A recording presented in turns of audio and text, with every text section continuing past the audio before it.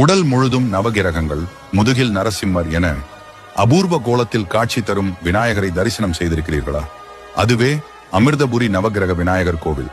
இக்கோவில் சென்னை திண்டிவனம் நெடுஞ்சாலையில் படாளம் கூட்டுச்சாலையில் அமிர்தபுரி என்ற ஊரில் அமைந்துள்ளது.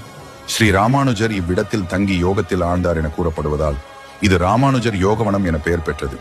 இக்கோயிலில் சுமார் 12 அடி உயரமுள்ள பிரம்மாண்ட நவகிரக விநாயகர் உள்ளார். இந்த விநாயக பெருமானின் உடலமைப்பில் நவகிரகங்களும் இடம் பெற்றுள்ளது இக்கோயிலின் தனிச்சிறப்பாகும். விநாயக பெருமானின் நெற்றி பகுதியில் சூரிய பகவான், தலைப்பகுதியில் குரு பகவான், வயிற்று பகுதியில் சந்திர பகவான், வலது மேல் கரத்தில் சனி பகவான், கீழ்கரத்தில் புத பகவான், இடது மேல் கரத்தில் ராகு பகவான், கீழ்கரத்தில் சுக்கிர பகவான், வலது காலில் செவ்வாய் பகவான், இடது காலில் கேது பகவான் ஆகியோர் வீற்றிருந்து அருள் பாலித்து வருகின்றனர். நவக்கிரகங்களை பூஜித்த பலன் விநாயகரை வேண்டினால் கிடைத்துவிடும் என்பது ஐதீகம். இவரை வழிபட்டால் அனைத்து கிரக தோஷங்களும் விலகும். நவக்கிரக தலங்களையும் தரிசித்த பலன் கிடைக்கும் என்பது ஐதீகம். நவகிரக விநாயகருக்கு பின்புறம் ஸ்ரீயோக நரசிம்மர் திருவுருவம் அமைக்கப்பட்டுள்ளது. இது மாதிரியான சந்நிதிகள் தமிழகத்தில் வேறு எங்கும் இல்லை எனலாம். இவர்களுக்கு தனித்தனியே வெள்ளி கவசம் சாற்றப்பட்டுள்ளது.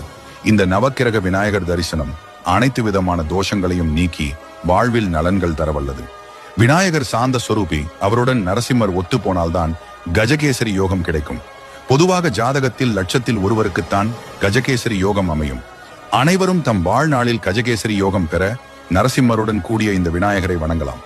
ஜாதகத்தில் கிரக தோஷங்கள், சர்ப்ப தோஷங்கள் இருப்பவர்கள் இக்கோவிலில் உள்ள விநாயகரை வழிபடுவதன் மூலம் தோஷ நிவர்த்தி பெறலாம் என நம்பப்படுகிறது. அனைவரும் இந்த நவகிரக விநாயகரை வணங்கி வாழ்வில் நலம் பெறுவோம்.